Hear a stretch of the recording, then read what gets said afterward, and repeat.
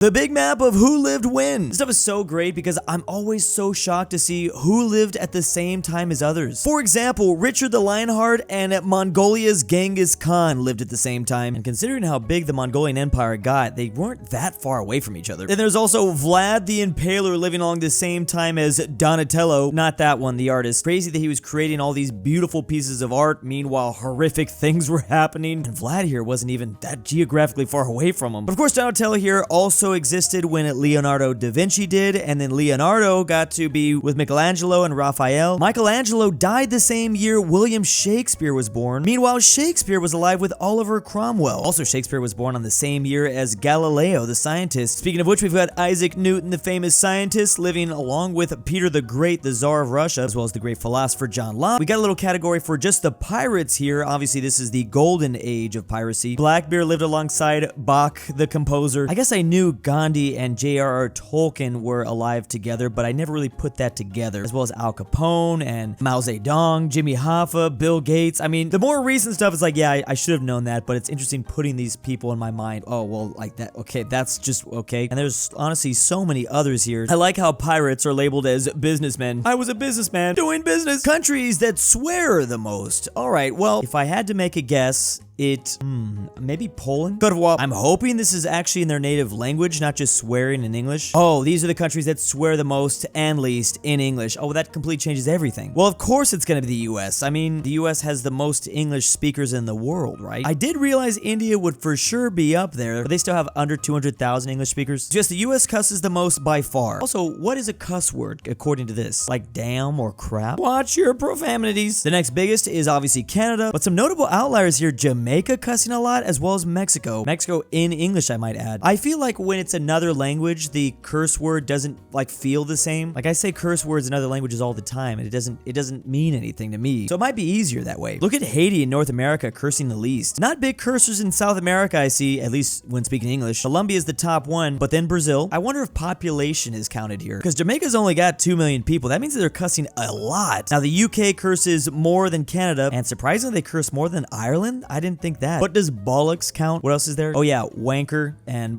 bugger. So does that, I wonder if that's being classified here. I don't think any of these words count in terms of the YouTube algorithm. Obviously I can't cuss here because there's an algorithm that like reads the transcripts of what I'm saying, and if I say too many bad words, then they'll like demonetize the video. But what type of English are we judging by? Is it British swear words? I don't think I really want to test that, but maybe one day. Funny enough, the Scandinavian countries are also cursing a lot. These are known though for being very English proficient people. They're taught English at a young age. Not a lot of cursing happening in the rest of continental Europe though, but a lot of these places don't have English as their first language. Wow, look at Sudan, 21. Egypt pretty high too. And randomly Angola. That's really weird because Angola wasn't even a British colonies. That was the Portuguese that got there, which means yes, the vast majority of them are speaking Portuguese, so I don't know why they're cursing so much in English. Wow, the Arabian Peninsula never cursing in English. These are some of the lowest rates in the world. Same for Belarus. Also note there's a lot of countries that are like not on here. I wonder how much Russia would curse. Like that South Korea's cursing a bit more in English than Japan. Doesn't Japan have a lot of English borrowed words too though? Philippines not even cursing as much as these guys. Oh yeah, I should have expected this. Dang it. If there was gonna be any country to beat the USA, it would be Australia. Yeah,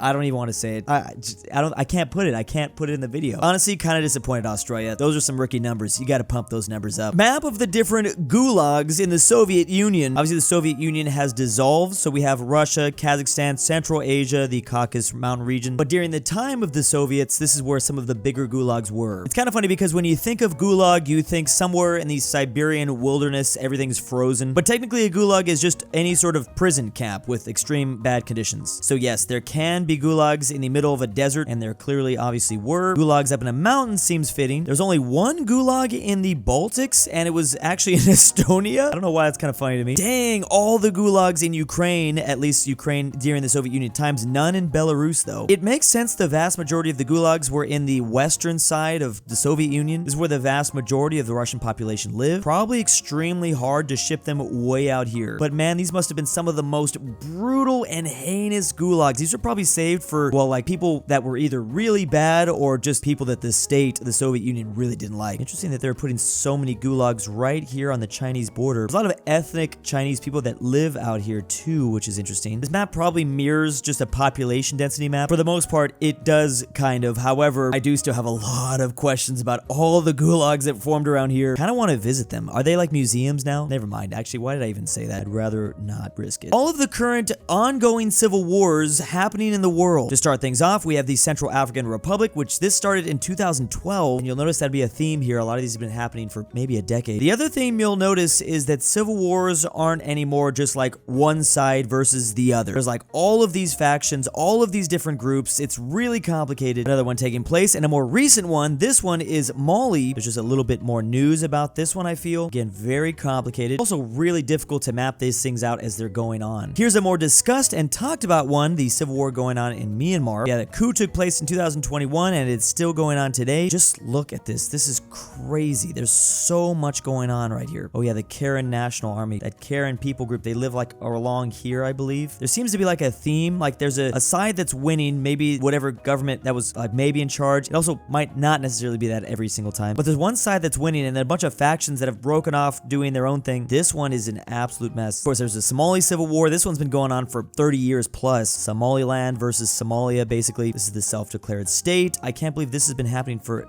ever now. And then yeah, this also explains a lot of the piracy that happens here. There's the Sudan Civil War. So obviously South Sudan got their independence over 10 years ago, but the North is still clearly dealing with a whole bunch going on. There's Syria, which I thought this one had been mostly cleaned up, but apparently not. I thought tensions had mostly cooled, but I don't know. This map's showing other things. And finally, another one talked about a little bit more here is the Yemen Civil War. And that also has been going on for almost 10 years. I was just talking about this because the strait right here for all the ships going into the Suez Canal, stuff's pretty messy. One of those factions were just called Park Rangers. Yeah, the Karen National Liberation Army. They're probably pretty powerful. I know we're all focused on the North American World Cup, but here's the World Cup in 2030 in some of the host cities. I like how they're sticking to a theme here of having 3 different countries participate and hosting different games. Obviously in 2026, it's going to be between the US, Mexico, and Canada, and the host cities are taking place all over the continent here. But this is going to be interesting because obviously Spain, Portugal, and Morocco have some very passionate fans about the World Cup. So we're going to do one game out here on actually the Canary Islands. A couple of the other games in Fez and Casablanca. Morocco gets to host at least 6. Spain's hosting the most with 8. Oh, poor Portugal, only 2. But I mean, Lisbon, Porto, they're, yeah. Isn't that where the vast majority of Portuguese live? I mean, yeah, or basically in between those 2 cities. So I guess I get that. Oh, didn't even consider that. That's going to be in the middle of summer. That's going to be so hot for those players. No game in Valencia. Also, apparently, possibly 1, 2, 3 matches being played in Uruguay for the anniversary, 100 years. The height distribution of over 5,000 Olympic athletes this year in Paris. Obviously, the sports with some of the tallest players going to be in volleyball and basketball, whereas there can be a little bit more optimization that takes place in basketball. Look at this very interesting small bump, though, that volleyball has. This is pretty short for men. What's going on with that? But both aren't as extreme as water polo. You really want to be a specific height. Why is it so specific? Or is this just the average height? I don't know. Might be the averages there. The fourth sport, we have handball. And as we continue down, we're actually going to see the height go down. Then there's tennis. Why you need to be tall in tennis? Well, you obviously don't need to be that tall. There might actually be a benefit to being not super tall so you can get down closer to the ground if you need to. As we head down, the maximum height is going to continue to go down. The next sport, we have golf. Look at these really short girls playing golf. Football, I'm assuming that's soccer. Surprisingly, in athletics, you're not super tall. Is this for just track or that's shocking? Maybe you just don't want to be freakishly tall. Rugby's 7s. Weird that there's a specific woman's height you want to be, whereas men, it could be a little bit more wider. Badminton, of course, boxing. Boxing is all over the place. When it comes to fighting, I mean, isn't there like weight classes? Finally, the shortest sport on average with the shortest athletes, sport climbing. 175 is like 5'7" for my Americans. I wonder why it helps to be short here. I figured climbing, you'd also want to be really tall. Anyways, watching this very closely since I am height challenged. Yeah, I really would have loved to have seen gymnastics. Top 25 booze-loving nations. Drinking alcohol is something of a national pastime, but some countries might be taking this leisurely activity to the extreme. One thing I like about this chart is it's just any sort of alcohol, because obviously different nations have different preferred drinks. Starting off the list in number 25, we've got Bulgaria, drinking 12 liters on average per capita a year. 12 liters. Holy crap, 3 gallons? Wait, that is a lot to drink on average, and this is only